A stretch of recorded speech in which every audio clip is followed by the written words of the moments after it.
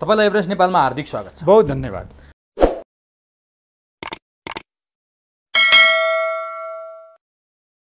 अब नेपालको राजनीति हेर्ने हो भने 2/3 प्राप्त गरेका लगभग केपी ओली, त्यो कम्युनिस्ट गठबन्धन, केपी ओली आज 1/3 सीमित भए। शेरबहादुर देउवाले विश्वासको मत लिइरहँदा शेरबहादुर देउवा 25% सांसद पनि नभएको प्रतिपक्षी दलको नेता, एउटा आवश्यक पर्यो भने संसदको बैठक बोलाउन पुग्ने सङ्ख्या समेत थिएन शेरबहादुर देउवालाई। विश्वासको मत लिँदा 165 249 मा झन्डै 2/3 शेरबहादुरले प्राप्त गरे। यो भन्छन् नि एउटा काजी पाजी भयो, पाजी काजी भयो भन्ने एउटा उखान। यो किन यस्तो भयो नेपालको राजनीतिमा? यसको कारक तत्त्व चाहिँ को हो? केपी ओली हुन् कि माधव प्रचण्ड हुन् कि शेरबहादुरको भूमिका छ? कुन पात्रको कारण स्थिति यो अवस्थामा आयो? मैले यहाँबाट सुरु गरेँ। होइन, यसको त एउटै जवाफ के हो, एउटै शब्दले भन्यो, किन रुन्छस् मङ्गलले आफ्नै ढङ्गले जस्तो भएको हो यो, होइन? अब त्यस बेला 74 सालमा 2/3 नजिकमा रहेका व्यक्ति प्रधानमन्त्री केपी ओली आफ्नै रङ्ग ढङ्गले गर्दा यो ठाउँमा पुग्नुभयो। उहाँको शैली, तौर तरिका, उहाँका नीति, उहाँका गतिविधिहरूले नै यहाँ पुर्याइदियो। र यसबिचमा अब उहाँका ती कमजोरीहरूलाई अब यो बाह्य शक्तिहरूले पनि त्यसमा खेलाए। अब स्वाभाविक छ कि आफै भित्रका मित्र विरोधीहरूले पनि त्यसलाई खेलाए। अब संसदका प्रतिपक्षहरूले त गर्ने नै भए, होइन? त यी धेरै कुराहरू चाहिँ सहायक कारण भए पनि मूल कारण त तत्कालीन प्रधानमन्त्री ओलीका आफ्नै कारणले गर्दा लगभग 2/3बाट अहिले यो ठाउँमा झर्नुभयो, होइन? अझै घट्ने सम्भावना देखिन्छ। अब आउँदो दिनहरूमा कसरी जाने हो त त्यति सुखद छैन, होइन? र तपाईँले भन्नुभयो यसो भन्ने हो भने स्वाभाविक रूपमा अब त्यो दलकै चर्चा गर्नु जरुरी छ, जुन दल हिजो झन्डै 2/3 नजिक पुगेर आज यो ठाउँमा आएको छ, नेकपा एमाले। अहिले यो 2 टाउके भइसकेको छ, होइन? यसको एउटा टाउको, ठुलो टाउको प्रतिपक्षमा छ र अर्को टाउको पूर्व प्रधानमन्त्री केपी ओलीले लिड गरेको एउटा पक्ष भयो।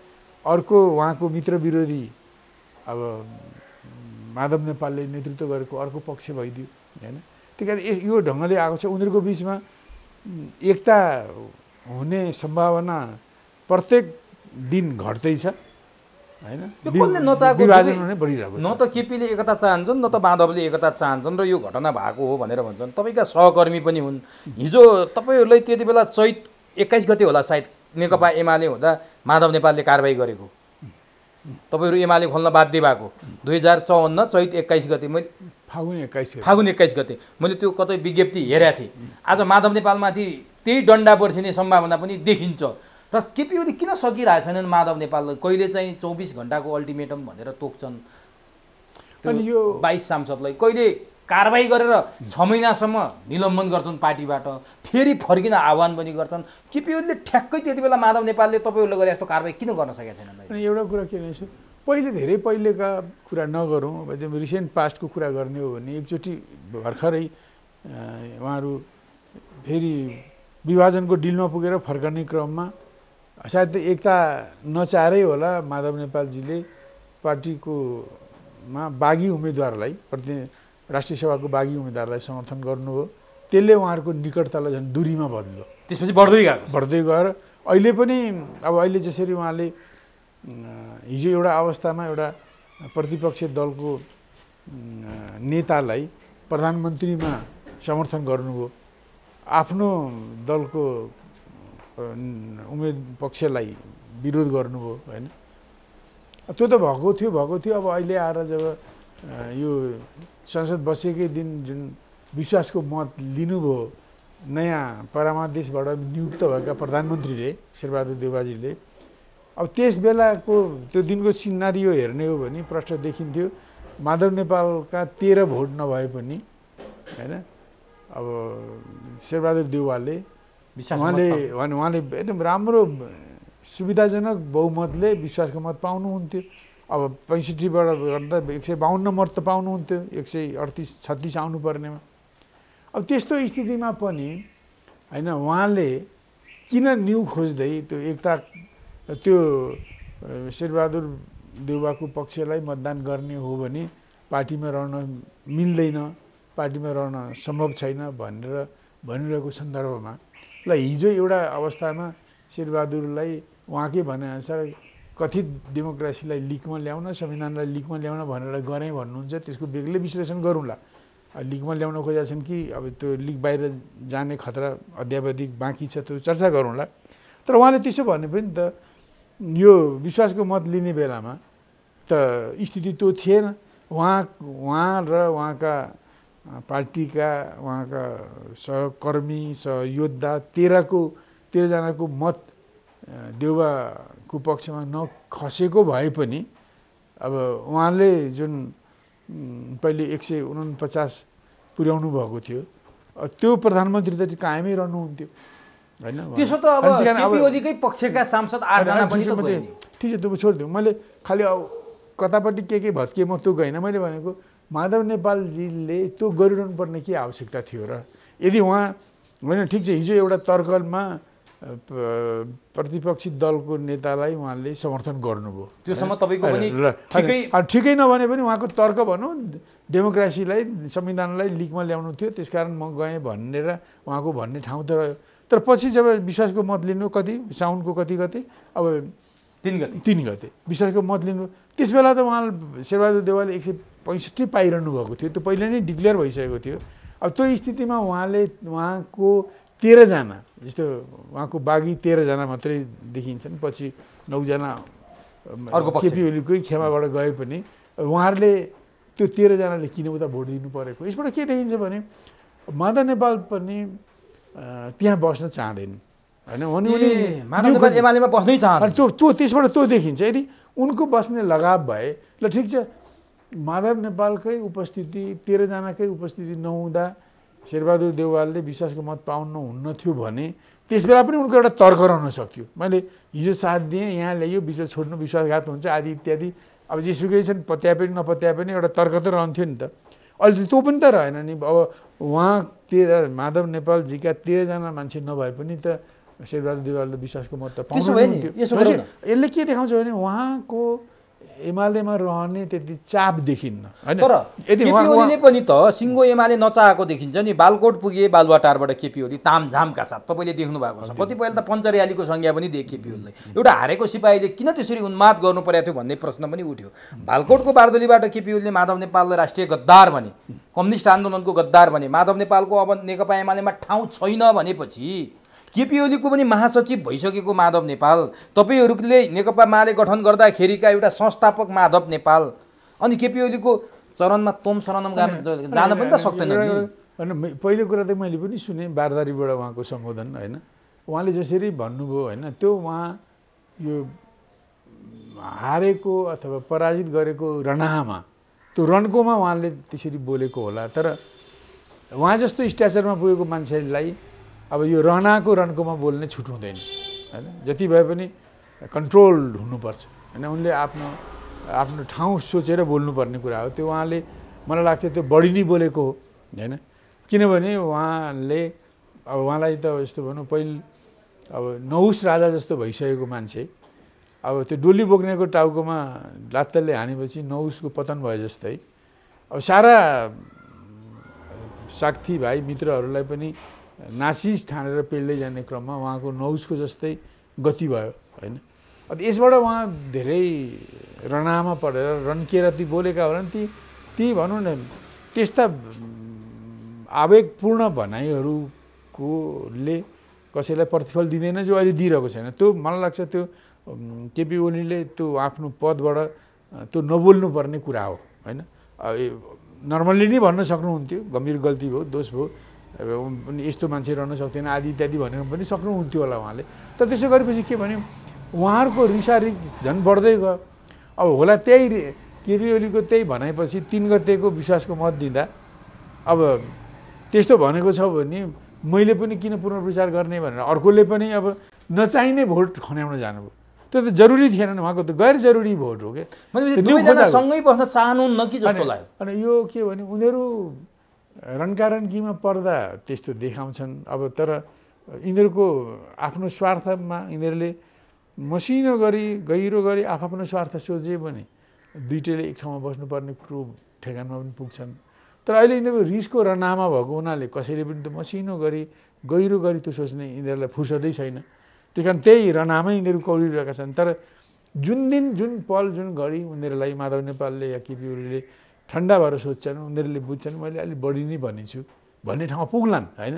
तर के भने अहिले उहाँहरूको यो आफ्नो द्वन्द्व, आफ्नो जुगाको लडाइँ, आफ्नो महत्त्वकाङ्क्षाले बाहिरीबाट हेर्दा, तर भित्रबाट हेर्ने यसको पछाडि अरू धेरै जन्जालहरू छन् होइन। धेरै अब एउटा पोलिटिक्समा आएपछि सानै मुलुकको पोलिटिक्स भए पनि नेपाल जस्तो अत्यन्त संवेदनशील भूरान्ति भएको मुलुकमा सबै एकदम ठुल्ठुला राष्ट्रहरूको होइन, ठुल्ठुला हस्तक्षेपकारी राष्ट्रहरूको मैले भन्न खोजेको विस्तारवादी साम्राज्यवादी राष्ट्रहरूको नेपालको भूमिमा लोभ लाग्नु होइन, यहाँको राजनीतिमा उनीहरूलाई चलखेल गर्न मन लाग्नु बहुत बिल्कुल स्वाभाविक छ होइन।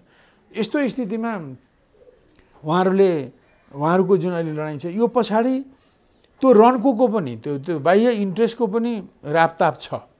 त्यसो भए यहाँ यो एमाले भित्रको झगडा अथवा नेकपा कत्ल्याम हुँदै एमाले पनि कत्ल्याम हुने अवस्थामा पुगेको छ। माधव प्रचण्ड र केपी ओलीको त्यो साथ टुटाइयो, त्यसपछि माधव र प्रचण्डलाई एकतामा लगेर त्यहाँबाट पनि केपी ओलीले विच्छेद गराइसकेपछि माधव र केपी ओलीले पनि विच्छेद गराउने अवस्थामा पुगिएको छ। यो खेल यहीँबाट भएको सामान्य सैद्धान्तिक मतभेद अथवा व्यक्तिगत इगो र टकराव मात्रै होइन, यहाँ काहीँ न काहीँ विदेशी प्रभाव र विदेशी मलदल छ भन्न खोज्नु भयो त? त्यसोरै होइन, त्यसमा त त्यति पनि नबुझ्ने। अब यति धेरै अब यी नेताहरूले नेपाली जनतालाई आफ्नो बाथरुममा पसेको तौलिया उघारेर देखाइसकेका छन् यिनीहरूले होइन। अब यति पनि बुझ्दैनन् भने त अब फेरि कसले बुझाउने हो नेपालीहरूलाई होइन। यिनीहरूलाई कसरी बाह्य शक्तिको धाप कसलाई कसको छ भन्ने कुरा त नेपालीलाई कन्ठस्थै छ होइन। अब यस्तो भएकोले भने यसको पछाडि त छ त्यसमा भनिरहनु पर्दैन। नेपालको भूमिकालाई हेरेर जस्तो अहिले के छ, जस्तो भनौँ न एउटा मुलुकलाई नेपालको नागरिकता नीति खुकुलो बनाउनु छ, सकेसम्म धेरै विदेशीलाई यहाँको नागरिकता बनाउनु पर्ने एउटा पावरको एउटा इन्ट्रेस्ट छ होइन। एउटा पावरको इन्ट्रेस्ट आफ्नो मुलुकमा सक्दैन, तर नेपालमा हिन्दू राष्ट्र लेखाउनु छ, एउटा पावरको इन्ट्रेस्ट त्यो छ।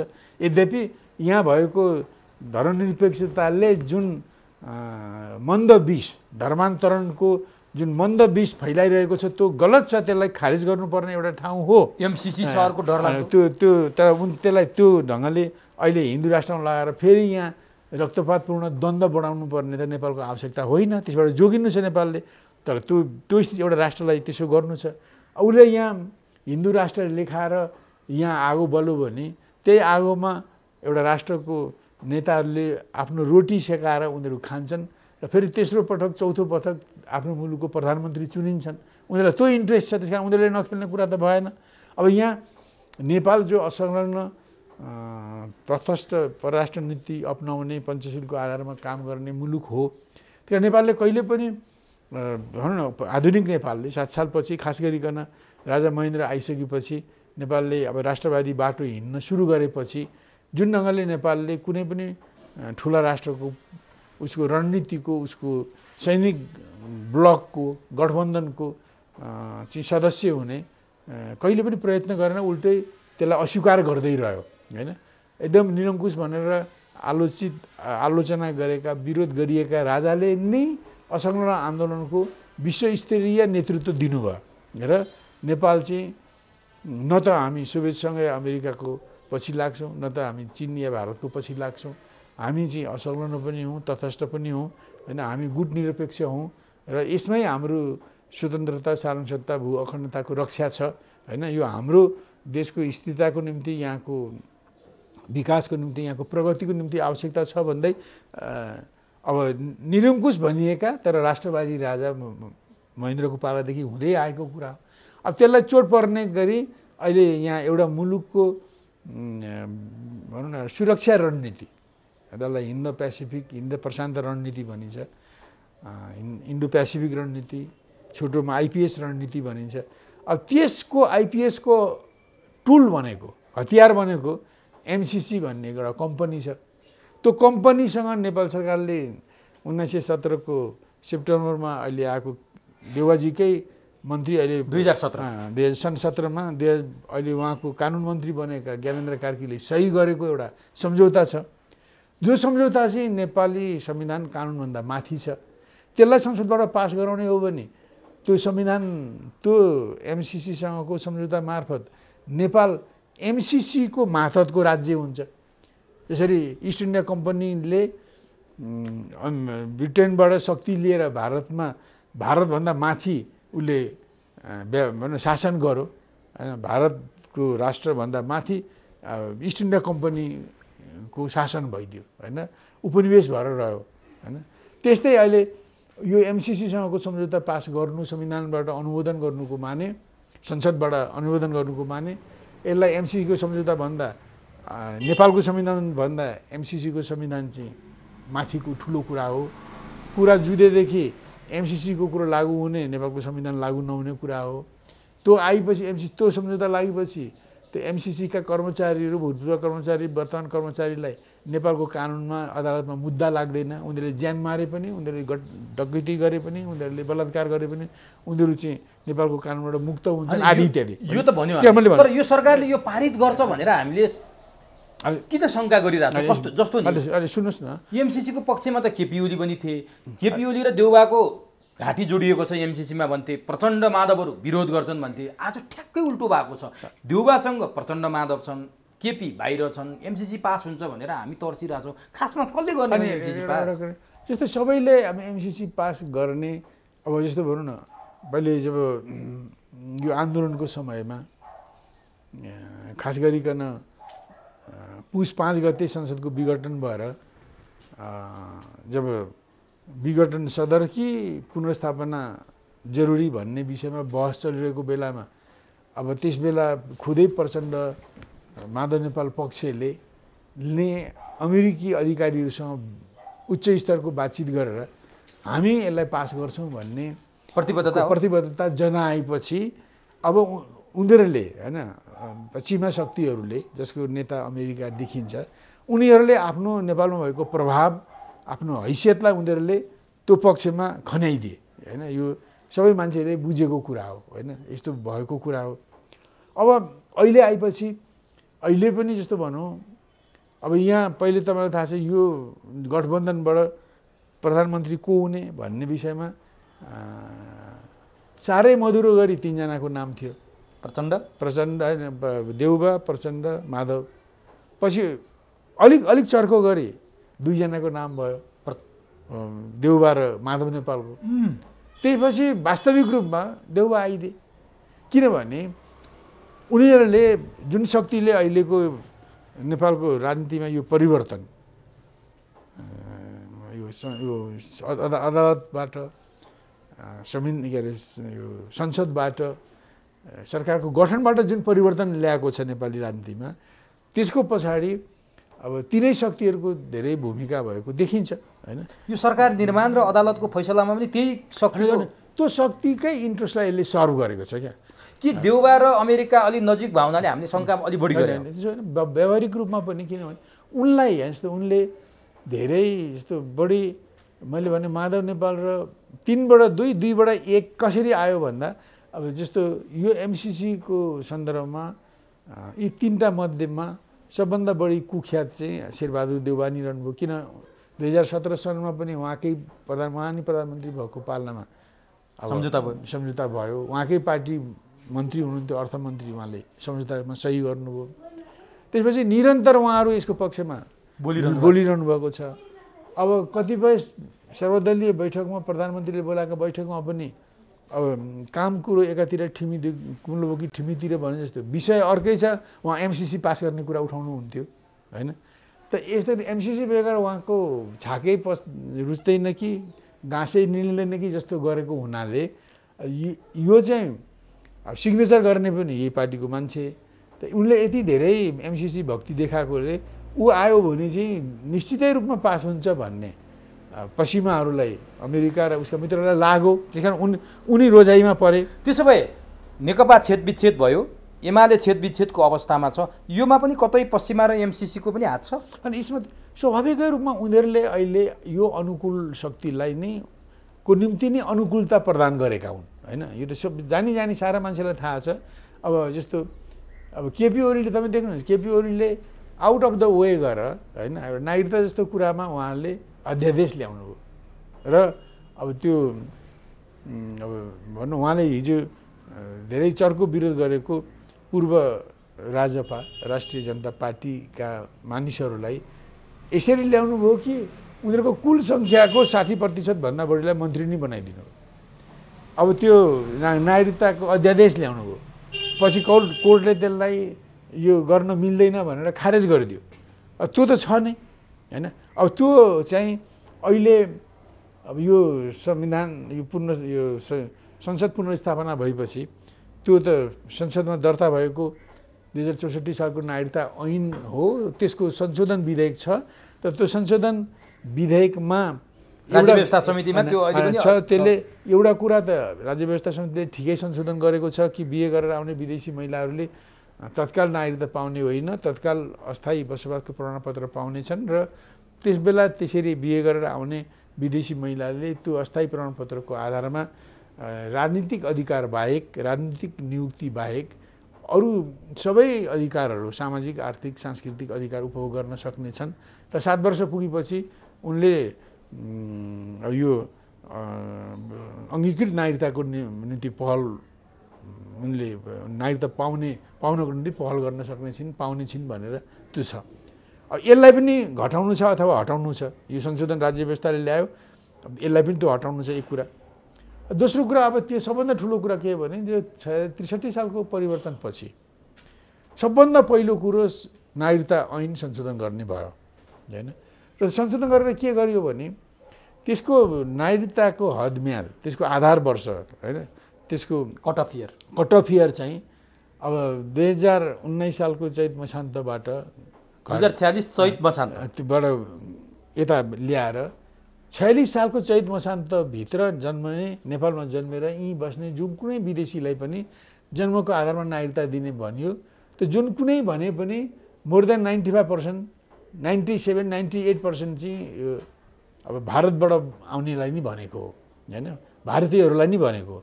अब त्यो गर्यो, त्यो वास्तवमा त्यसबेला हामीले त्यसबेला यो धेरै बढाइनु, यसो बढाइनु ठिक छैन। यो फेरि समान आधारमा, रेसिप्रोसिटीको आधारमा, पारस्परिकताको आधारमा बढाउनु छ। यदि इन्डियाले पनि त्यसै गर्छ भने जति बढाउँछ त्यो नेपालले बढाउनु एउटा कुरा हुन सक्ला। तर यति धेरै बढाउनु होइन, यति धेरै 19बाट 46 सालसम्म यति धेरै बढाउनु यो एकदम गलत छ। भन्दै पनि त्यो अनुचित र त्यो अपारस्परिक असमान ढङ्गले त्यो सम्झौता, विशेष गरिकन ठुला दल काङ्ग्रेस, दुईवटा काङ्ग्रेस त्यस बेलाका, डेमोक्रेटिक काङ्ग्रेस र अर्को काङ्ग्रेस, एमाले, माओवादी, मधेसी दलले मिलेर त्यो गरे होइन। हाम्रो त्यो विरोध भए पनि अब हाम्रो विरोधको कुनै अर्थ रहेन होइन।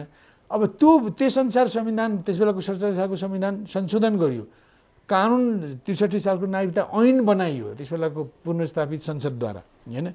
अनि त्यो चाहिँ 63 सालको मङ्सिरभरिमा गरियो र 46 साल चैत मसान्तभित्र जन्मने र जन्मेर यहीँ बसोबास गर्ने कोही पनि विदेशीलाई नागरिकता दिने एउटा कार्यविधि के ल्याइयो भने 3 जना नागरिकको एउटा समिति बन्ने हरेक ठाउँमा।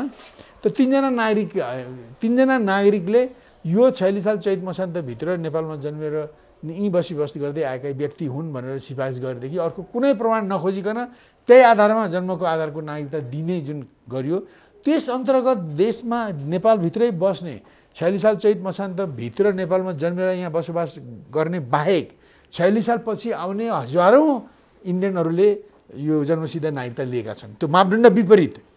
त्यति मात्रै नभएर नेपालको सीमावर्ती बिहार बङ्गालका जिल्लाका सीमावर्ती जिल्लाका 10,000 इन्डियन नागरिकहरूले उनीहरू उहीँ बस्छन्। उनीहरूले यहाँ त 3 जनाको सिफारिस किनेर उनीहरूले जन्म यो सिफारिस लिएका छन्। 46 साल चैत मसान्तभित्र नेपालमा बसेर जन्मेर यहीँ हुर्केको भन्ने लिएर उनीहरूले नागरिकता 10,000 छन्। हाम्रो कुरा के हो भने यसरी यो र अरू विभिन्न कारणले कृत्य नागरिकताहरू धेरै बाँडिएका छन् अङ्गीकृत। अनि मैले यी सबै कुरालाई खोजी गर्ने एउटा न्यायिक आयोग बनाऊँ, त्यसले यो 46 साल चैत मसान्तपछि आएर कृत्य सिफारिस बनाएर जसले नागरिकता लिएर बसेका छन् नेपालभित्र उनीहरूलाई पत्तो लगाएर उनीहरूको नागरिकता खारिज गरौँ र भारतका जिल्लाहरूमा भारतभित्र बसेर 10,000 जो इन्डियनहरूले कृत्य नागरिकता लिएका छन् त्यसलाई खारिज गरौँ र अन्य कृत्य नागरिकतालाई पनि खोजेर खारिज गरौँ। सुन्नुहोस् न, त्यसलाई ती कृत्य नागरिकहरूलाई खारेज गरेपछि अनि बाँकी जुन सधैँ भनौँ अब त्यो अनुचित र असमान भए पनि जुन हिजो ६३ सालमा गरे ठुला दलहरूले त्यसलाई नै मान्ने हो भने पनि ४६ साल चैत मसान्तभित्र यी जन्मेर नागरिकता लिनेहरूका सन्तानलाई संविधान अनुसार नागरिकता दिनु ठिक हुन्छ। होइन भने दशौँ हजार र लाखौँको सङ्ख्यामा प्योर इन्डियन युवाहरू चाहिँ नेपालको वंशजको नागरिक बन्नेवाला छन् होइन। यस्तो किसिमको एउटा स्थिति छ। त्यस कारण यो कुरालाई रोक्नुपर्ने हो। योलाई नरोकिकन अध्यादेश जारी गर्यो, अध्यादेश त फिर्ता भयो। तर अब अहिले आएर अब हिजो पनि हामीले जब ७४ सालको साउनदेखि ७५ सालको साउनमा त्यो नागरिकता ऐन संशोधन गर्ने अध्यादेश दर्ता भयो, त्यस बेलादेखि हामीहरूले भनिरहेका छौँ कि यो उच्च स्तरीय नागरिकता छानबिन आयोग, न्यायिक आयोग बनाऊ। नक्कली जन्मसिद्ध नागरिकता लिने नक्कलीहरूको लाई पहिचान गरेर खारिज गर, नक्कली नागरिकता खारिज गर, अनि मात्रै नागरिकता देऊ भने पनि त्यस बेलाको अब केपी ओलीकै सरकारले पनि गरेन। अब उल्टै अध्यादेशबाट उनले जस्ताको तस्तै त्यो काम नगरिकन अध्यादेश ल्याए होइन। त्यसलाई सर्वोच्चले खारिज गरे पनि अब अहिले आएको सरकारले यो गर्नुपर्ने हो। त यो गर्छन् भन्ने मलाई पटक्कै लाग्दैन। किनभने देउवा त यस्ता मान्छे हुन् जसले विदेशबाट बिहे गरेर आउने महिलाले चाहिँ यहाँ भारतमा जसरी 7 वर्षपछि मात्रै अङ्गीकृत नागरिकता लिने, तत्काल चाहिँ उनले स्थायी बसोबासको प्रमाणपत्र पाएर राजनीतिक बाहेक अरू अधिकार प्रयोग गर्ने हुँदा त्यसको जवाफ उनले के दिए? त्यति मात्रै होइन, बिहे गरेर आउने बित्तिकै एक हातमा नागरिकता, अर्को एक हातमा मङ्गलसूत्र, अर्को हातमा नागरिकता दिने मात्रै होइन, विदेशी ज्वाइँहरूलाई पनि दिनुपर्छ भनेर भन्ने यी मान्छे अहिले प्रधानमन्त्री छन्, आएका छन्। यिनले के गर्छन् भनेपछि विदेशी ज्वाइँलाई नागरिकता दिने, एमसिसी पास गर्ने प्रधानमन्त्री ल्याएर केपी ओली फालेर हामीले के पायौँ त? होइन, एउटा हामीले त फालेकै होइन नि त। यो त सर्वोच्चले फालेको, यो त आउट अफ द वे गरेर परमादेशले मात्रै हो, जनादेशले होइन। के को जनादेशले हुन्थ्यो नि? यस्तो भनौँ, यदि जनादेशले हुन्थ्यो भने यसलाई जनादेश प्राप्त ठिक बेठिक जे भए पनि संसद थियो। अब ठिक छ, यो संसदलाई पुनर्स्थापना गर्नु चाहिँ संविधान सङ्गत हो। यद्यपि पुनर्स्थापित संसदले पनि कुनै गतिलो काम गर्ने हामीले न त पुसमा देखेका हौँ न त अहिले देखेका छौँ होइन। त्यसबाट कुनै गतिलो काम हुँदैन। तर पनि संविधानसँग हेर्दाखेरि पुनर्स्थापना चाहिँ संविधान सङ्गत देखिन्छ अहिले होइन। अब यो पुसको विघटन पनि संविधान विरोधी देखियो, सर्वोच्चले भनौँ, ठिकै भनौँ। अब अहिले पनि अब यो संविधानसँग यो विपरीत छ। 76 को उपधारा 4 को काम नगरिकन र राजीनामा पनि नगरिकन 76(5) अनुसार सरकार गठन गर्न जुन केपी ओलीले सिफारिस गरे त्यो नै संविधान विपरीत थियो र त्यसको सिलसिलामा बनेको जुन 5 नम्बरको जुन सरकार बन्ने प्रक्रिया आयो, त्यसपछि जुन संसद विघटन भयो, त्यो बदर हुन्छ भन्नु त ठिक हो होइन। संविधान सङ्कट हो, यद्यपि त्यसले सही निकास दिँदैन। तर उनले त के गर्यो भने अब उनले भनौँ न अब दलहरूको अब कार्यकारी चुन्ने कुरामा पनि उसको निर्णय अधिकारलाई खोसे, हिप लाग्न नसक्ने भने होइन।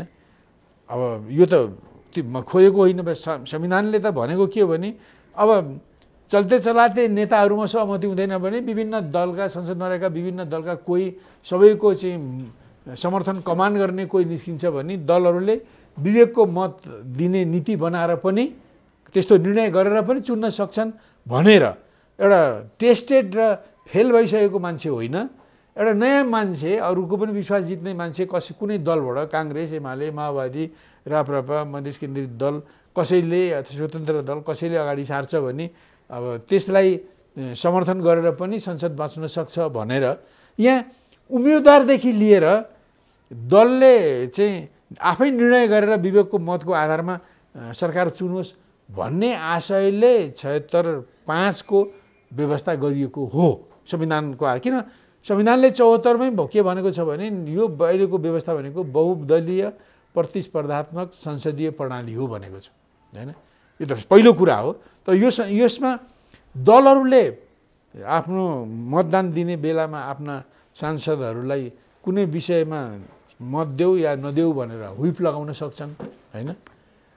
कुनै बेलामा उनीहरूले विवेकको आधारमा मत देऊ भनेर हुइप झिक्न पनि सक्छन्, यो दलको अधिकारको कुरा हो। तर सर्वोच्चले के हो भने दलको अधिकारलाई त्यहाँ खोसिदियो।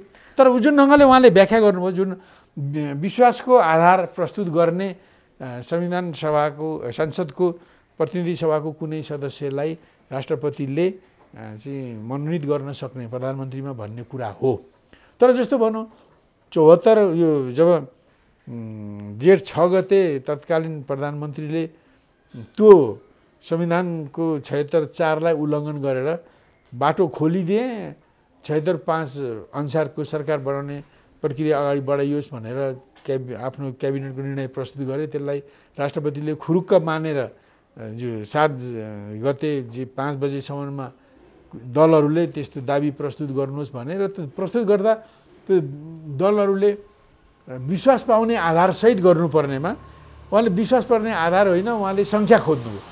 सर्वोच्चले सङ्ख्या हेऱ्यो होइन, वास्तवमा सङ्ख्या हेरेकोले गर्दा दल विभाजनको ठाउँमा पुग्यो। त्यसकारण वास्तवमा त्यो एउटा कुरामा अब अरू कुरा होइन। तर अब यो व्हिपको कुरा गर्नुभयो नि तपाईँले, एकछिनलाई हामी सम्झ्यौँ न, त्यो व्हिप लगाए ल ठिक छ, अथवा सर्वोच्चले व्हिप लाग्न पर्दैन भन्यो, एमालेका सांसदहरूलाई कन्ट्रोल गर्ने एमालेको संसदीय दलको नेताले होइन, एमाले पार्टीले होइन, एमालेका सांसदहरू कहाँ गएर भोट हाल्छन् के गर्छन्, यो व्हिप त काङ्ग्रेसलाई पनि लाग्थ्यो होला, यो व्हिप त माओवादीलाई पनि लाग्थ्यो होला। यो व्हिप भन्नाले सर्वोच्चको फैसला त तिनीहरूलाई पनि लागु हुन्थ्यो होला नि त। विपक्षीमा मत हाल्न त काङ्ग्रेस र एमाले माओवादीले पनि पाउँथे। तर एमालेका सांसदहरूले किन हाल्नु पर्यो त? के बाध्यता आइलाग्यो त काङ्ग्रेसको? एउटा कुरा के भने अब यो त स्वतः देखिएको छ कि तिनीहरूभित्रको अन्तर्विरोध, आपसी खिचातानी, आफ्नो जुङ्गाको लडाइँ, आफ्नो सत्ताको लाभको लडाइँले गर्दा त्यहाँ पुगे। यसको एउटा त के भने हुन त यो स्थिति सिर्जना गर्न हिजो नेकपा एमाले, हिजो नेकपा माओवादी केन्द्र बनेको 75 सालको जेठदेखि अवैधानिक ढङ्गले नेपाल कम्युनिस्ट पार्टी नेकपा बनेको र 77 सालको फागुन 23 गते त्यो अवैधानिक दर्ता खारेज भएपछि फेरि एमाले र माओवादी केन्द्र छुटिएको यो अवस्थामा ती दलहरू बिचको आन्तरिक लडाइँ नै यो परिस्थितिको निम्ति जिम्मेदार हो, यो आउनको निम्ति जिम्मेदार हो। अब दलहरूले नै आफ्ना अब विभिन्न कारणवश, त्यसका मैले त्यतापट्टि नजाउँ, दलले नै आफ्नो भित्रको अनुशासन। तर सरसर्ती हेर्दा ल ठिक छ, तपाईँले यता नजाउँ भन्नु, मैले जान्न खोजेको र दर्शकलाई त्यो बुझ्नलाई सजिलो होस् भन्न खोजेको, 74 पछिको केपी ओली प्रधानमन्त्री भए, 74 फागुन 3 मा प्रधानमन्त्री भए, सारातिर तामझाम थियो, सबै खुसी थिए, कम्युनिस्ट पार्टीको सरकार बन्यो, अब केही हुन्छ भन्ने सबैलाई आशा थियो। तर बिग्रिँदै जानुमा सबभन्दा पहिला नेकपा छेदविच्छेद भयो, त्यसको जिम्मेवारी पहिलो अध्यक्षको हिसाबले नै केपी ओलीकै हुने होला डेफिनेटली। त्यसपछि नेकपा एमाले छेदविच्छेदको अवस्थामा पुग्यो, त्यसको जिम्मेवारी पनि केपी ओली नै हुने होला। त्यसपछि केपी ओली प्रधानमन्त्री थिए, 121 त जोगाएर राख्नु पर्थ्यो नि, 83 मा झर्नु पर्यो केपी ओली, यसको जिम्मेवारी पनि केपी ओली होला। यो किन यस्तो भएको हो? केपी ओलीले सामन्त गोयललाई भेटेपछि यो अवस्था आयो भनिन्छ। तपाईँले अघि शेरबहादुरलाई पश्चिमासँग जोडिएको इङ्गित पनि गर्नुभयो, हामीले छलफल पनि गऱ्यौँ। माधव प्रचण्ड पनि भारतसँग जोडिएको छरपष्टै छ, हामीले पटक पटक कुरा गऱ्यौँ। प्रचण्डले कम्फर्टेबल सरकार भने, माधव नेपालले 43 सालमा हतियार ल्याएर, भारतीय हतियार ल्याएर लड्ने कुरा गरेको तपाईँ आफै बोल्नु, 46 सालमा बोल्नु भएको छ।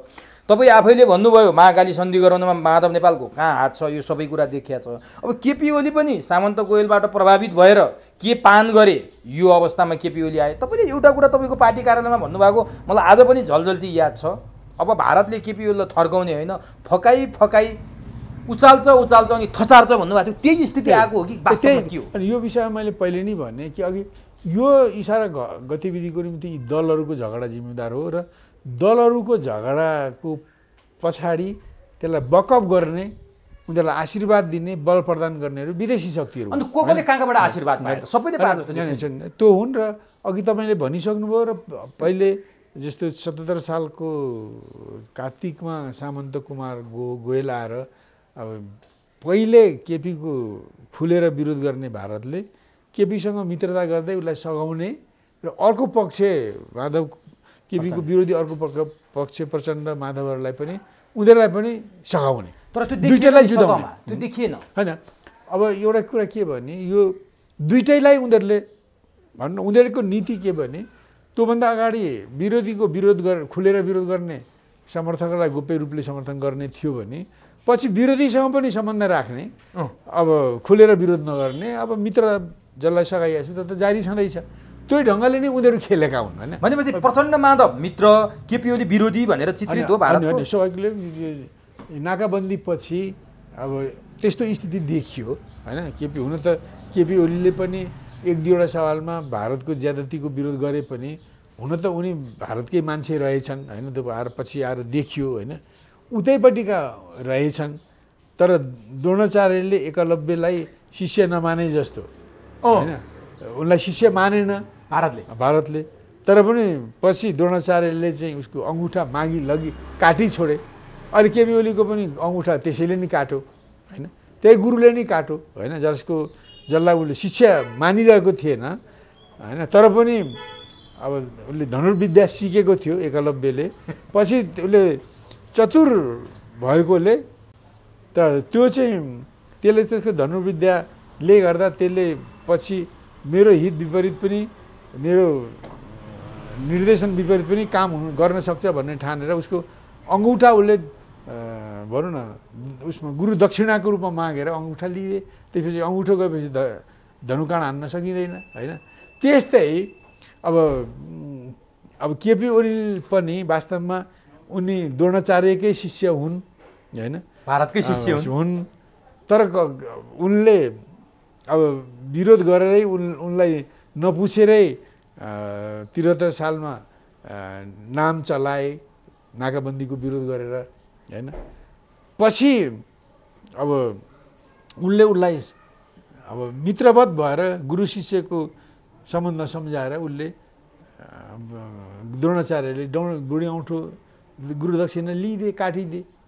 त्यस्तै अहिले उनी कार्तिक 5 2077 सालपछि अब द्रोणाचार्यजी गुरु भएर आउनुभयो र शिष्यलाई प्रेम गर्न थाल्नुभयो र अङ्गुठा लिएर जानुभयो। र अहिले अङ्गुठा लिएर गएको छ। अब धनु हान्न सक्ने हान्ने छैन र उहाँको वरिपरि हिजो अब गुरुजीका जति नेपालमा भएका चेला चपाटाहरू थिए उनी केपी ओलीकै वरिपरि आएका थिए होइन। उनीहरूलाई साथ दिए जस्तो भएको थियो। त्यसो भए नि तर यो अप्ठ्यारो घडीमा ती चेला चपाटाहरू 24 घन्टैमा उनीहरू कोल्टो फर्के, उनीहरू अर्कापट्टि फर्के भने किङ कर्तव्य विमुडको अवस्थामा छन् यति बेला केपी ओली। अनि यो के भने यो यस्तो हुन्छ नि जस्तो आफ्नो जनता आफ्नो देश प्रति समर्पित नहुने, आफ्नो जनता आफ्नो देशको प्रेरणा र शक्ति लिएर काम नगर्ने, विदेशीहरूलाई गुरु थापेर उनीहरूकै आशीर्वादले काम गर्नेहरूको त यस्तै दुर्दशा हुन्छ। त्यसो भए नि अब भनिदिनुहोस् त तपाईँले बाहिर तपाईँ एउटा एकदमै जाने बुझेको देश विदेशको बारेमा व्याख्या विश्लेषण गर्ने नेता बाहिर के हल्ला सुनिन्छ भने नि वास्तविकता के हो यो भ्रम चाहिँ चिर्दिनुपर्छ। शेरबहादुर देउवालाई अमेरिकाको आशीर्वाद छ, अहिले अदालतदेखि सरकार निर्माणमा अमेरिकाको प्रभाव पर्यो। माधव प्रचण्डलाई भारतको आशीर्वाद छ भनियो, केपी ओलीलाई चाहिँ खास कसको आशीर्वाद छ? अब होइन एउटा कुरा के हो भने अहिले तपाईँले भनेकोमा एउटा शब्द जोडेर अहिले जुन यो कोर्टको अदालतको फैसला हुने केही समय अगाडिदेखि र खास गरी केपी ओलीको निकटको मान्छेले संहिता र धर्मनिरपेक्षताको आलोचना गरेपछि महेश बस्नेत भनौँ न, महेश बस्नेतले आलोचना गरिसकेपछि अब केपी ओलीको सरकारको विरोधमा र तर केपी ओलीको सरकारलाई विरोध गर्ने नेपालभित्रका दलहरूलाई को समर्थनमा एउटा शक्ति आयो। त्यसलाई सबैले संयुक्त रूपमा भन्दा के भन्छ इन्डो वेस्ट भन्छन् होइन, इन्डो पश्चिमा होइन। यो शक्तिको भूमिका छ हरेक क्षेत्रमा। यो उनीहरूले यहाँ रहेको आफ्नो प्रभाव जुन जुन क्षेत्रमा प्रभाव छ, मिडियामा होस् या जुडिसियरीमा होस् अथवा सिभिल सोसाइटीमा होस्। तर ठ्याक्कै यी 5 पूर्व प्रधानमन्त्री भनिएका अहिले वर्तमान प्रधानमन्त्री भएका शेरबहादुर, त्यति बेलाको विपक्षी गठबन्धन, यति बेला सत्ता गठबन्धन, यिनीहरूले पो विदेशी हस्तक्षेप बढ्यो। केपी ओलीलाई मोहरा बनाएर भारतको संस्थापन शक्ति बिजेपी र मोदी लाइनले नेपालमा राज संस्था ल्याउन थाल्यो, हिन्दू राष्ट्र ल्याउन थाल्यो, यहाँ वैदेशिक हस्तक्षेप भयो भनेर उनीहरू भन्थे कि त्यो चिलायो भन्ने अनि तल चाहिँ स्यालले कुखुरा टिपेर लाने जस्तो के हो त्यो खासमा के भयो? कुरो त्यही नै हो वास्तवमा। बढ्न खोजेको पनि हो होइन, बढाउने त्यो जस्तो केपी ओलीले त खुदै देखाउनु भयो पछि होइन। यो जब उहाँको यो पछिल्लो पटक विघटन गरेर चुनावमा जाने स्थिति आइसकेपछि जुन ढङ्गले जुन दलहरूको उहाँले सहयोग लिनुभयो। ती सबै त्यो भनौँ न सबैले जानेकै कुरा हो कि आफ्नो हारलाई भारतको हार ठान्ने होइन, आफ्नो पराजयलाई भारतको पराजय मान्ने दलहरूसँग केपी ओलीले अँगालो मार्नुभयो। यो त सबैलाई थाहा छ। उनीहरूकै हितमा अध्यादेश नागरिकता अध्यादेश ल्याउनुभयो, उनीहरूकै हितमा चुरे दोहनको कुरा गर्नुभयो, संविधान डढाउनेलाई उप प्रधानमन्त्री गर्नुभयो, उनीहरूकै उसमा अब यो कालीगण्डकी डाइभर्सनको कुरा गर्नु, यो उनीहरूकै हितमा गरेका उनीहरूलाई खुसी पार्न। तर के भने जति गरे पनि अब गुरुजीले अङ्गुठै माग्नुभयो, बिना अङ्गुठा नहुने भयो, अङ्गुठै मागिदिए र पछि अब यो उनीहरूको प्रतापले गर्दा अब सर्वोच्चले वास्तवमा गर्ने कुरा मैले अघि नै भने अब संविधान सङ्गत भएको कुरा यो विघटन 8 गते जेठको 78 सालको यो प्रतिनिधि सभाको विघटन र चुनावको लाई बदर गर्नु र पुनर्स्थापना गर्नु संविधान सङ्गत छ। तर त्यसले नेपालको निकास दिँदैन, मलाई थाहा छ होइन, तर त्यो संविधान सङ्गत छ, संविधान अनुसार चाहिँ छ। र उहाँले प्रधानमन्त्री र राष्ट्रपतिका कतिपय गतिविधिहरूलाई हेरेर कतिपय सर्वोच्चले केही निर्देशन, नीतिगत निर्देशन अगाडि सारेको राष्ट्रपतिकै बारेमा पनि गरेको छ। यो पनि राम्रो गरेको छ, यसको पक्षमा पनि म सोरे आना छु होइन। अझ अब यो स्थितिमा के गर्नु नहुने हो भनेर जस्तो मलाई के लाग्छ भने उसले यो धारा 76(5) को प्रधानमन्त्री चुन्नको लागि कम्तीमा पनि 1 हप्ताको समय चाहिन्छ, 1 हप्ताको समय दिनुपर्छ भन्ने स्ट्रक्चर सहित होइन। अब 1 मा पनि 76, 1, 2, 3 मा प्रधानमन्त्री बनिसकेकोले फेरि पनि यसमा आट्न सकिन्न, अथवा हिजो टेस्टेड नेताहरू यसमा नआउनु नै राम्रो हुन्छ र नयाँ फ्रेस सम्भावना भएको र सबैसँग मिलाउन सक्ने कुनै पनि दलको योग्य मान्छेलाई खोज्न समय लाग्छ। त्यसकारणले कम्तीमा 7 दिन समय दिएर 76(5) अनुसारको प्रधानमन्त्रीको दावा खोज्नुपर्छ भन्ने कुरा गरेर पुनर्स्थापना गरेको भए केपी ओली कामचलाउ प्रधानमन्त्री हुन्थे। अस्ति 30 दिनको 7-8 दिन यो विघटनभन्दा अगाडि बितिसकेको हुनाले 20-22 दिनपछि केपी ओलीले 76 बमोजिम विश्वासको मत लिनुपर्ने। अब त्यसमा पास भए भएनन्, अर्को सरकार 76(5) अनुसार बनाउने बाटो खोल्ने चाहिँ बाटो थियो। तर यो संसदको अधिकार, प्रधानमन्त्री खोज्ने अधिकार संसदको हो र त्यसलाई नियुक्त गर्ने अधिकार राष्ट्रपतिको हो होइन। यी कुरालाई नागेर यो अरू कुरा त ठिकै छ, पुनर्स्थापना संसदको ठिक, संसद संविधान अनुकूल भयो, आलोचना राष्ट्रपति प्रधानमन्त्रीको कामको आलोचना, उसलाई निर्देशन स्ट्रक्चर दिने कुरा पनि ठिक हो, बरु किटेरै बरु होइन। यसरी त्यो गर्नको लागि 5-7 दिनभन्दा हप्ता दिनभन्दा बढी समय चाहिन्छ सोझेर फ्रेस मान्छेलाई खोज्नको निम्ति भन्दै, अब बरु हिजो टेस्टेड मान्छेहरूले यसमा नउठ्नु नै राम्रो हुन्छ, फ्रेस क्यान्डिडेट खोजेर जसले गर्दा सहमति हुन सकोस्, जसले गर्दा दलहरूले विवेकको आधारमा मत दिएर संसदलाई जोगाउन सकुन् भन्ने ढङ्गले सर्वोच्च आउनुपर्ने थियो होइन। यो त्यसले गर्दा बहुदलीय प्रतिस्पर्धात्मक बहुदलीय संसदीय परिपाटीको इज्जत पनि रहन्थ्यो, दलहरूको अधिकार गर्ने, कार्यपालिका प्रमुख छान्ने अथवा हटाउने कुरामा दलहरूको निर्णय अधिकारको पनि सम्मान हुन्थ्यो होइन। त्यसले चेक एन्ड ब्यालेन्सलाई पनि बिथोल्ने थिएन। त्यसले 3टा अङ्गको बिचको कार्यपालिका, न्यायपालिका र व्यवस्थाका बिचको सम्बन्धलाई पनि सुमधुर बनाउँथ्यो, द्वन्द्व ल्याउने थिएन। वास्तवमा संविधानले 76(5) राख्नुको माने यी कुरा हुन्।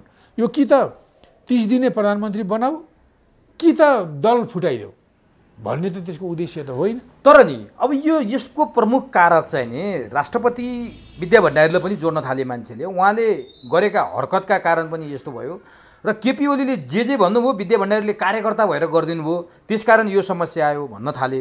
अब त के भन्न थाले भने अब 8 जना सांसदको मात्रै कमी छ जो नेकपा एमालेमा माधवहरूले आफ्नो पक्षमा ल्याउने तयारी गर्दैछन् र त्यसपछि विद्या भण्डारीले महाभियोग लाएर हटाउनेसम्मका कुरा हुन थाले। यो राष्ट्रपतिले गरेको गल्तीकै कारण यस्तो भयो भन्नेमा तपाईँलाई लाग्छ? मैले सर्वोच्च अदालतले जुन होइन यो नीतिगत कुरा अगाडि सार्यो होइन, नैतिकताको कुरा अघि सार्यो होइन, संविधानको प्रयोग गर्ने तरिकाको सम्बन्धमा कुरा सार्यो, यसले स्वाभाविक रूपले प्रधानमन्त्री राष्ट्रपतिका आचरणमाथि औँलो ठडाएको छ, आलोचना गरेको छ। म त्यसमा सहमत छु वास्तवमा हुन त उहाँले कार्यकारी सरकारको प्रधानमन्त्रीको कुरालाई पुनर्विचार गर्ने को निम्ति फिर्ता पठाउन पनि सक्नुहुन्थ्यो, सल्लाह पनि दिन सक्नुहुन्थ्यो, त्यसको निम्ति सल्लाह दिन सक्नुहुन्थ्यो, त्यसको निम्ति आफूले पनि सल्लाह गर्ने ठाउँ छ। यो लिखित रूपमा संविधानमा कानुनमा नभए पनि यो त परम्परा हो हैन, त्यो गर्न सकिने कुरा हो, हाम्रो नजिर छन् हैन। त्यो काम नगरिकन जुन ढङ्गले उहाँले एउटा आउने बित्तिकै त्यसलाई कार्यान्वयन गर्ने गरी आज्ञाकारी आदेश पालक जस्तो हुनुभयो, अब त्यसको पनि यो प्रतिफल यो त्यसको पनि यसमा भूमिका छ हैन। तर अहिले यो भने पनि त अब ठिक छ, राष्ट्रपतिका गल्ती भए, प्रधानमन्त्रीका गल्ती भए, सर्वोच्चलाई त्यो अधिकार दिएको छ गल्तीलाई गल्ती भन्ने, अनि उसले अनि सर्वोच्चले चाहिँ अब एकदम आउट अफ द वे गएर अब संसदको पनि अधिकार आफूले नै प्रयोग गर्ने, राष्ट्रपतिको पनि अधिकार आफूले नै प्रयोग गर्न मिल्छ। कुकुरले खुट्टा टोक्यो भने आफूले पनि कुकुरको खुट्टो टोक्ने भन्ने कुरा कहीँ न कहीँ प्रभाव र दबाब छ भन्ने कुरा चाहिँ छ। यो स्वाभाविक हुँदै होइन, यो वास्तवमा यो बिल्कुल होइन, यो अस्वाभाविक हो। पुनर्स्थापना संविधानसँग थियो, भलै पुनर्स्थापनाले कुनै निकास दिने थिएन, दिँदैन पनि नेपाललाई जुन समस्याहरू छन्, तर पनि त्यो संविधानसँग थियो र राष्ट्रपति प्रधानमन्त्रीका कामको आलोचना र उनीहरूलाई निर्देशन स्ट्रक्चर दिने कुरा पनि एकदम वेलकम छ।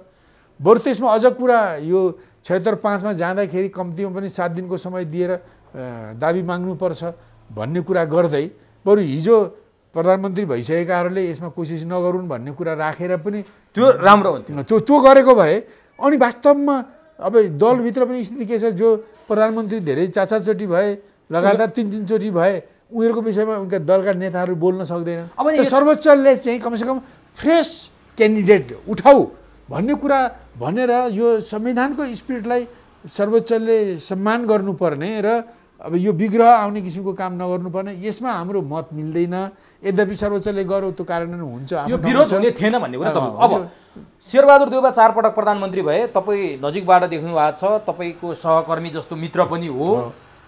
4 पटक हुँदा उहाँका विकृति र विसङ्गतिका पहाडको बयान गरेर साध्य छैन। सांसद किनबेचदेखि पजेरो काण्डदेखि अब सबैभन्दा धेरै मन्त्रीमण्डलको सङ्ख्या बनाउनेदेखि दरबारमा लगेर बुझाउने, डेमोक्रेसी बुझाउने, आज जो उहाँका सहकर्मी छन् तिनको टाउकाको मूल्य तोक्ने पनि उहाँ नै हो। 50 लाख आज उहाँहरू पार्टनर भएर जानुभएको छ। 61 सालमा असक्षम प्रधानमन्त्रीको बिल्ला भिरेर राजाले फालेको पनि उहाँ नै हो। 74 सालमा प्रधान न्यायाधीशमाथि महाभियोग लाउन खोज्ने पनि उहाँ नै हो। उहाँले विकृति विसङ्गतिको पहाडै बनाउनु भएको थियो। अब 5औं प्रधानमन्त्री 5औं पटक चाहिँ उहाँले त्यस्तो कायापलट गर्ने के छ र केपी ओलीको एउटा अराजक कोठामा उहाँ आशाहीन आएर हुने चाहिँ के छ? अनि एउटा कुरा तपाईँले यदि धेरै जुन भन्नुभयो मैले दोहोऱ्याउनु छैन, बरु थप्नुपर्छ होला। मैले तपाईँले जे भन्नुभयो त्यो अनुमोदन गर्नुभयो। त्यो तिर देशको अर्थतन्त्रलाई यसरी समाप्त पार्ने हैन, देशमा भएका उद्योग धन्दालाई पनि निजीकरण गरेर समाप्त गर्ने र देशको अर्थतन्त्रलाई टाट पटाउने, परनिर्भर बनाउने र यो देशले चाहिँ प्रत्येक वर्ष चाहिँ अरबौं अरब डलर विदेशबाट ऋण लिने एउटा स्थितिमा पुर्याउने देशको नेता मध्येमा एकजना उहाँ हो, शेरबहादुर पनि हो। कारण वास्तव यी सबै कुरा तपाईँले जुन भन्नुभयो, तपाईँ जस्तो सञ्चारकर्मीलाई यदि कण्ठस्थै छ। अब न्यायपालिकामा बस्ने हाम्रो प्रमुख न्यायाधीशलाई यो थाहा नहुने हो र उहाँले पनि त यो कुरो त बुझ्नुपर्ने हो नि। त उहाँले त त्यसो भनेर जस्तो भनौँ न, एउटा यो 76-5 अनुसार एउटा नयाँ ताजा उम्मेदवार होइन, दलहरूको ताजा उम्मेदवार, अब एउटा सम्भावना भएको उम्मेदवार सांसद, सम्भावना एउटा सबैलाई मिलाउन सक्ने सांसद, त्यो आउँदाखेरि अरू दलहरूले पनि व्हिप चाहिँ लगाएर विवेकको आधारमा मत दिने निर्णय गर्नुपर्ने सांसदलाई खोज भन्नुपर्ने हो हैन। आखिर त्यसो गर्ने भएपछि मात्रै यो बहुदलीय प्रतिस्पर्धात्मक संसदीय प्रणालीको इज्जत रहन्थ्यो हैन। त्यसले त्यसो भएपछि मात्रै चेक एन्ड ब्यालेन्स रहन्थ्यो, तीनटा अङ्गको बिचमा समझदारी बन्थ्यो, यो द्वन्द्वको स्थिति आउने थिएन। र अब यो वास्तवमा जनता र दलले जनताले संविधानका कयौँ पक्षको विषयमा र यो सिस्टमका कयौँ पक्षको विषयमा घनघोर विरोध गरिरहेका छन्। यहाँ यो भएन, संशोधन गर, परिवर्तन गर, बदल्नुपर्छ, यसले काम दिँदैन। यसमा सर्वोच्चको यो निर्णयले त के देखाइदियो भने यो परिपाटी पनि काम गर्दैन, बहुदलीय संसदीय परिपाटी पनि काम गर्दैन भनेर उहाँले यो संविधानको अपव्याख्या गरेर संविधानको जो उपधारा 5 को जुन विश्वासको आधारको कुरालाई उहाँले सङ्ख्या आधारले व्याख्या गर्नुभयो। अहिले नीतिको आधारमा व्याख्या गर्नु पुग्थ्यो, दलहरूले भएन विवेकको आधारमा मत दिने स्थिति सिर्जना गर भन्ने ठाउँमा जानुपर्छ। ल ठिक छ। त्यही कारण यसो गरेकोले मलाई त के लाग्छ भने जनताको यो संविधानप्रतिको विरोधमा, यो सिस्टमप्रतिको विरोधमा सर्वोच्चको यो 76(5) को आगोमा व्याख्याले अरू थपिदियो के, आगोमा घिउ थपिदियो र वास्तवमा यसले के भने यो संविधानको यो जुन छ यो औचित्यहीन छ, यसलाई बदल्नुपर्छ भन्ने आवाजलाई नै बलियो बनाएको देख्छु। अब म तपाईँसँग सर्टकटमा केही कुराहरू, त्यसकारण यसमा अहिले राष्ट्रपतिका प्रधानमन्त्रीका दोषहरू यसको अगाडि त गौण भयो के। ल अब त्यो त उहाँले ठिक गर्नुपर्ने यति भन्नुभयो, यस्तो कुरा व्याख्या गर्नुभयो, सर्वोच्चले यतातिर ध्यान दिनु पर्थ्यो, हाम्रो बहस पनि त्यो भयो। तर संसदमा तपाईँले प्रचण्डको भाषण सुन्नुभयो होला, मैले अघि भने 58मा शेरबहादुर नै हुन् प्रचण्डको र बाबुरामको टाउकाको मूल्य तोक्ने। त्यही संसदमा अस्ति प्रचण्डले विश्वासको मत पाइसकेपछि हुङ्कार गरे कि आगो हो माओवादी शक्ति, आगोसँग जिस्किँदा खरानी भइन्छ, आज केपी ओलीको त्यही हाल भयो भनेर उनी खुसी व्यक्त गर्दै थिए र उनी भन्दै थिए आगोलाई ऊर्जामा परिणत गरिदिएको भए आज अर्कै हुन्थ्यो। आगो नचिन्दा आज यो अवस्था आयो भनेपछि प्रचण्डले शेरबहादुरसँगै खुसी छ, आगो भएर केपीले भित्तामा पुऱ्याएकोमा खुसी छ प्रचण्डको पार्टी प्रचण्ड भने देश प्रचण्डकै अनुसार बुझ्नुपर्ने हो अथवा प्रचण्डले गलत बोले? प्रचण्ड र शेरबहादुरको यो नेक्सस चाहिँ केले जोड्यो? एउटा कुरा के हो, म तपाईँलाई के भन्नु, तपाईँले ठुलो प्रश्न उठाउनु भयो होइन। वास्तवमा 2007 सालदेखि यता होइन क्रमिक ढङ्गले नेपालका राजनीतिक पार्टी उनीहरूका नेताहरूलाई विदेशी शक्तिहरूले, विदेशी हस्तक्षेपकारी शक्तिहरूले, जो विस्तारवादी छन्, जो साम्राज्यवादी छन्, जो उपनिवेशवादी छन्, त्यस्ता शक्तिहरूले नेपालका दलहरू र नेपालका नेताहरूलाई घरपालुवा बनाउन थाले होइन। त्यसलाई पनि उनीहरूलाई आफ्नो रणनीति, आफ्नो नीतिअनुसार काम गर्न तालिम दिन थाले, उनीहरूलाई डोमेस्टिकेट गर्ने, उनीहरूलाई घरपालुवा बनाउने र उनीहरूलाई आफू अनुकूल बनाउने होइन, टेम गर्ने, उनीहरूलाई चाहिँ तालिम दिन सुरु गरे। अहिले आएर तालिमको यो 70 वर्षमा धेरै तालिम पाइसके नेपालका दलले, नेपालका नेताहरूले छन्। सबै दलहरू एकै भएका छन् होइन। हिजो टाउको मूल्य माग्ने पनि, अब मूल्य तोक्ने पनि, तोकी माग्ने पनि अहिले हाई भएका छन्, एकै ठाउँमा छन्। किनभने अहिले ती शक्तिहरूको प्रशिक्षणबाट उनीहरू एउटै शिष्य भएका छन् क्या। विदेशीहरूको व्याख्या अनुसार मार्क्सवादलाई प्रयोग गर्ने, विदेशीको व्याख्या अनुसार डेमोक्रेटिक सोसियलिजमलाई व्याख्या गर्ने, विदेशीको चाहना अनुसार व्याख्या अनुसार राष्ट्रिय प्रजातन्त्रलाई व्याख्या गर्ने, विदेशीको चाहना अनुसार सनातनीलाई व्याख्या गर्ने मान्छे, बुद्धिजीवीहरू, राजनीतिक कर्मीहरू, राजनीतिक नेताहरू, राजनीतिक दलहरू यहाँ आइसके। यो के छ भने नेपाल चाहिँ राजनीतिक हिसाबले, बौद्धिक हिसाबले विदेशीमय भयो, विदेशमय भयो, विदेशी शक्तिमय भयो। त्यही कारण यो प्रचण्डको बोली के भने त्यही विदेशीमय भएको कुराको तुजुक हो। यो तुजुक हो उहाँले जुन भन्नुभयो। वास्तवमा मैले धेरै पटक भनेको छु, ठिक छ यो परिवर्तन ल्याउनेमा माओवादी कारक बने पनि माओवादीले 2052 सालमा सशस्त्र सङ्घर्ष गरेर जनगणतन्त्र ल्याउँछु भन्ने कुरा 10 वर्ष लडेर 17,000 यताउताका मान्छे खेद भएर, खरबौँको राष्ट्रिय सम्पत्ति नोक्सान भएर, लाखौँ मान्छेले दुःख पाएर, पछि विदेशीको एजेन्डा बोकेर अहिले अहिले नेपाललाई पिरुलले आएर जुन गर्दा पनि उनले जनगणतन्त्र त ल्याउन सकेन। म उनलाई च्यालेन्ज चुनौती दिएर आउँछु, तपाईँले प्रचण्डजी जनगणतन्त्र आउँछ भनेर यतिजना मान्छे अघि मैले भनेका नोक्सानीहरू भएका हुन् भयो। अब तपाईँ एउटा राजनीतिक कर्मी हो भने तपाईँको कर्तव्य हो कि होइन? त्यसबेला जनगणतन्त्र ल्याउने कार्यनीति तपाईँको गलत थियो होइन, त्यसमा यति धेरै बलिदान भयो मैले अघि भनिसकेँ। तर पनि तपाईँ जनगणतन्त्रमा पुग्नु भएन। हो त्यसको केही सह उत्पादनहरू आएका छन्, बुर्जुवा गणतन्त्र आएको छ र जसमा केही जनताले अधिकार पाए जस्तो छन्, धेरै राष्ट्रले गुमाएको छ। त्यसको उदाहरण के हो भने गुमाउने दुईटा उदाहरण भन्छु कि माओवादी आन्दोलनपछि नै भारतले हाम्रो लगभग 400 वर्ग किलोमिटर जमिन मेरो हो भनेर दाबी गर्यो लिम्पियाधुरा, कालापानी, लिपु लेकलाई। र हाम्रो परराष्ट्र नीति विपरीत रहेको एमसिसीसँगको राष्ट्रघाती सम्झौतालाई लागू गराउनको निम्ति एउटा पुरानो नेपालको मित्र संयुक्त राज्य अमेरिका र पुँजीवादी शक्तिहरू नेपालमा एकदम निर्लज्जतापूर्वक प्रयत्न गरिरहेका छन्। यो हाम्रो राष्ट्र कमजोर हुने प्रमाण हो प्रचण्डजी।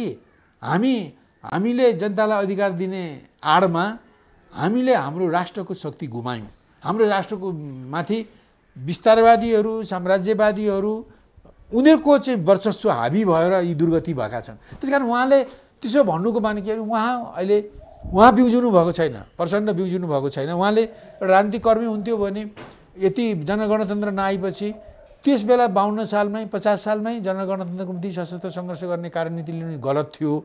हामीले त्यो चाहिँ भाववेशमा आएर या देश दुनियाँलाई नबुझेर लिएछौँ। तर पनि त्यो लड्ने क्रममा नोक्सान भए पनि हामीले केही उपलब्धि पायौँ। ठिक छ, त्यो उपलब्धि भनेको चाहिँ आदि इत्यादि हुन् भनेर देखाउन सक्नु पर्थ्यो उहाँले, होइन। तर उहाँ अहिले पनि त्यस बेला जनगणतन्त्रको निम्ति लड्नु ठिक थियो, त्यो आउँदै आएन, त्यो त आएन नि। त्यसको निम्ति यत्रो बलिदान भयो, होइन। अब यति नै मात्रै परिवर्तन गर्नु थियो भने त त्यति धेरै बलिदान नगरिकन पनि त हुन्थ्यो। त्यस कारण म के भन्छु भने उहाँहरू प्रचण्डजीहरू, माधवजीहरू, देउबाजीहरू, अरू विभिन्न जीहरू जो छन्, यिनीहरू चाहिँ 7 सालपछि विदेशीहरूले को तालिममा हुर्किएका, उनीहरूको नेरेटिभमा विदेशीहरूको व्याख्यामा सहमत भएका, त्यसमा पारङ्गत भएका, त्यसमै चल्ने फिर्ने नेताहरू भएकोले प्रचण्डजीलाई जब अब इन्डो वेस्ट शक्तिको बलमा संसदबाट परामर्श गर्न लगाएर संविधान प्रतिनिधि सभाको अधिकार, राष्ट्रपतिको अधिकार खोज्ने र सर्वोच्च चाहिँ ओभर स्मार्ट हुने कामबाट जुन परिवर्तन हो, त्यो परिवर्तनको बुइमा डिलमा उभिएर उहाँले त्यो धम्की लगाएको मात्रै हो। त्यही कारण हेर्नु, नेपाली देशभक्त जनताहरू जागे भने एक दिन यस्तो आउनेछ कि उहाँहरूका इसारा धम्की धमासहरूलाई जनताले कुल्चिदिनेछ। अब म अन्तिममा छु। तपाईँ कुनै समय रगत पसिना बगाएको पार्टी आज अत्यन्तै प्रसव पीडामा छ, अत्यन्तै अप्ठ्यारो अवस्थामा छ। तपाईँलाई पनि लाग्दो हो यसो गरे उसो गरे हुँदो भन्ने, यहाँबाट तपाईँलाई पनि मनमा आउयो हो। त्यो पार्टीप्रति तपाईँको पनि अहिलेसम्म माया पक्कै छ। तपाईँले निर्माण गरेको नेकपा मालेकै जगमा बनेको पार्टी हो। आज खैर केही विषयमा असहमति भएर सँगै हुनुहुन्न। माधव नेपाल र केपी ओलीको झगडाले पार्टी फुट्ने अवस्थामा छ। माधव नेपाल र केपी ओली मिल्नलाई कार्यदल बन्यो, त्यसले पनि केही गरेन। भीमरावले राजीनामा दिनु पर्यो, भीमरावले कित्तै परिवर्तन गरे भन्ने कुरा पनि आउन थाल्यो। अब मिल्ला भन्ने बेलामा झन्झन नमिल्ने अवस्थामा छ। अघि सुरुमा नि व्याख्या गऱ्यौँ। अब फेरि माधव नेपालहरूले अर्को शर्त राखेका छन्। हिजो प्रधानमन्त्री अथवा अध्यक्ष छोड्नुपर्छ भन्थे, अहिले प्रधानमन्त्रीबाट हटेपछि केपी ओलीले अध्यक्ष छोडे मात्रै एकता सम्भव छ, होइन भने हाम्रा लागि विकल्प कि नयाँ पार्टी खोल्छौँ कि केन्द्रीय कमिटी र संसदीय दलमा 40% पुर्याएर एमाले हाम्रो गराउँछौँ र केपी ओलीलाई त्यहाँबाट हटाउँछौँ भनिरहेछन्। तपाईँ के देख्नुहुन्छ अन्तिममा यो कुरामा आम जनतालाई, आम दर्शकलाई सुसूचित पारिदिनुहोस् अनि बिदा। एउटा कुरा के भने मैले अघि नै भने, हुन त यो स्थिति आउन चाहिँ किन रुन्चस मङ्गलले आफ्नै ढङ्गले ओलीकोले नि यसको निम्ति प्रमुख जिम्मेदारी छ। अर्को पक्षको जिम्मेदारी नभएको होइन। पहिले माधव प्रचण्डको, अहिले माधवको जिम्मेदारी नभएको होइन। जिम्मेदारी जरुर छ। यिनीहरू एउटै कोटिका नेता, प्रधानमन्त्री भइसकेका, अध्यक्ष महासचिव भइसकेकाहरूको यो तमासा हो। यसको निम्ति बढी सत्तामा रहनेको छ नै, अर्काको पनि कम छैन, होइन। यो त हो। त पछिल्लो बेलामा आएर जस्तो भन्नु मिल्न लागेको बेलामा यो नमिल्ने कुरामा बढी पछिल्लो बेलामा के तपाईँहरूमा कुरा गर्दा फुटिसके पनि हुनसक्छ, त्यस्तो छ आज। होइन, केपी ओलीको अलिकपछि धेरै अप्ठ्यारोमा पर्दै गएपछि उनले आफ्नो अडानहरू छोड्दै अलिकति लचक लिएको देखिन्छ। पछि 10 बुँदै आउनु, होइन, जेठ 2 गतिको स्थितिबाट सुरु गर्छु भन्नु, हिजोको कारबाहीहरू फिर्ता गर्छु भन्नु, होइन।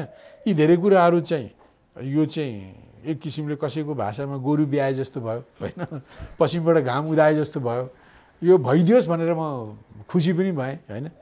त यति भएपछि पनि माधव नेपालले दुईटा पहिले अब उहाँले मिल्न लागेको थियो, बागी उम्मेदवारलाई समर्थन गरेर बिगार्नुभयो। अब अहिले जस्तो भनौँ न, नचाहिने ठाउँमा उहाँको भोटको जरुरी नै थिएन। हिजो 149 पुग्ने ठाउँमा उन जरुरी थियो भनेर उनले भने पनि अहिले त उनलाई जरुरी थिएन। उनको 13 जनाको भोट नगएको भए पनि शेरबहादुर देउवाले 152 भोट पाउनुहुन्थ्यो। 136ले पुग्थ्यो उहाँलाई, 152 पाउनुहुन्थ्यो। र उहाँले रोपेको बिरुवा उम्रिएरै हुर्किएरै जान्थ्यो। किन जानुभएको पछि वास्तवमा माधव नेपाल आफै बस्न चाहँदैनन्, यो कुरो देखियो। अब अहिले तपाईँले जे सुनाउनु भयो, होइन, मैले पनि युट्युबबाट सुने, होइन। हाम्रो यङ युवा महिला नेत्री झाँक्रीजीको मुखबाट यो मैले सुनेको, होइन। झाँक्रीजीकै कुरा माग स्वीकार भएको छ त्यहाँ, होइन। हुनसक्छ त्यस्तो राम्रो कुरो जसुकैले भने पनि मान्नुपर्छ। अब उहाँहरूलाई राम्रो लाग्यो मान्नुभयो होइन, यो उनीहरूको नमिल्ने लक्षण हो क्या होइन। त वास्तवमा एउटा के मैले अघि भने हेर्नुहोस्, यो पार्टी मिल्ने नमिल्ने पनि यो यी निमित्त पात्रको मात्रै भूमिका होइन के, यो तपाईँहरूले बुझ्नुहोस्। यसको पछाडि उनीहरूको यस्तो भनौँ न, हामीहरूले कुनै दिव्य पुरुषको महत्त्वपूर्ण पुरुषको हामीले कुनै आध्यात्मवादी मान्छेले चित्र बनायो भने त्यो मान्छेको पछाडि एउटा आभा मण्डल सिर्जना गर्छ होइन। होइन कतिपयले अगाडि मान्छेको क्रियाकलाप जस्तो बनाउँछ, कतिपयले मान्छेको क्रियाकलाप हुन्छ पछाडि उसले मन परेको देउताको मूर्ति राखिदिन्छ, छायाचित्र राखिदिन्छ होइन। त्यस्तै यी निमित्त पात्रको पछाडि पनि विदेशी शक्तिको त्यही आभा छ, त्यसले चलाइरहेको छ, त्यसले जे भन्छ त्यही हुन्छ। अहिले के म त के देख्छु भने अहिले यो स्थितिले गर्दै गर्दै होइन, हिजो अलग अलग ठाउँमा भएका माधव र प्रचण्डलाई एकै ठाउँमा पुग्नुपर्छ भनेर त्यो आभा मण्डलले भन्दैछ कि होइन, त्यो अलि त्यो म त देख्छु क्या। जस्तो यता फर्किने ठाउँ भए पनि माधवजी फर्किरहेको म देख्दिनँ। त्यो बागी उम्मेदवार अहिलेको भोट नचाहिँदो भोट दिनु जरुरी थिएन, यो भोट दिनुपर्ने अहिले फेरि अर्को शर्त, यी सबै कुरो त नआउने कुरो। र उहाँ चाहिँ जस्तो भन्छ नि, यो खोलामा ठुलो भुँगरी पऱ्यो भने पौडी खेल्ने मान्छेले थाहा पाएन भने ऊ त्यो भुँगरीको छेउमा गएर जान्छ, ऊ बाहिर जति निस्किन खोजे पनि त भुँगरीमै खान्छ के भने माधव नेपाल भुँगरीमा हो। एउटा यो विदेशी आशीर्वादको भुँगरीमा परेका होलान् बिचराहरू। उनीहरूलाई लेखान त के होला भने उनीहरू चाहिँ एकै ठाउँमा हुन् भन्ने भुँगरीले भनेको होला, प्रचण्ड माधव एकै ठाउँमा हुन्, त्यही दिशामा बढे जस्तो देख्छु के म। तर केपी र माधव अब एक ठाउँमा हुने सम्भावना न्यून छ त्यो होइन। हुन त अब यो राजनीतिमा यो भने गोरु ब्याउने देशमा, पश्चिमबाट सूर्य उदाउने देशमा त्यो केही हुँदै जे पनि हुन्छ हेरौँ। तर अहिलेसम्मको गति हेर्ने हो भने चाहिँ त्यो न्यून बनिरहेको छ। मैले चाहेको त के भने उनीहरू मिलेन, यति सुपरफिसियल सतै कुरा मात्रै होइन। यो पार्टी नेकपा एमाले यो ठाउँमा आउनु, त्यो पार्टी 2039 सालदेखि आएको गलत कार्यप्रणाली होइन, त्यहाँको गुटबन्दी होइन, पछि 39 सालमा थपिएको मार्क्सवादको स्खलन होइन, पछि फाइदाको निम्ति देश पनि बिक्री गर्नुहुन्छ भन्ने मान्यता होइन। अनि अहिले चाहिँ हरेक कुरामा जस्तै अहिले तपाईँको कुनै अड्डा अदालतमा जानुभयो भने 1 कप चिया खुवाउनेदेखि लिएर 1 करोड पैसा चढाउनेसम्मका भेटी गर्नुपर्ने हुन्छ। यो चाहिँ सरकारको प्रति छाया हो। यो स्थिति यस्तो छ क्या। अब जुन देशमा यो नेकपाले लिएको सिद्धान्तको आधारमा जुन ढङ्गको एउटा संस्कृति, भ्रष्टाचार संस्कृति, कमिसनखोरीको संस्कृति, अब यो आफन्तवादको संस्कृति जुन आएको छ नि, एकदम व्यक्त भएको छ हेर्नुहोस् होइन। त्यसकारण मलाई त लागेको यी मिलाउने साथीहरू यिनीहरूको टाउको यत्रो ठोकिसक्यो, एक त्यहीँबाट झर्दै यहाँ ठाउँ आइसके।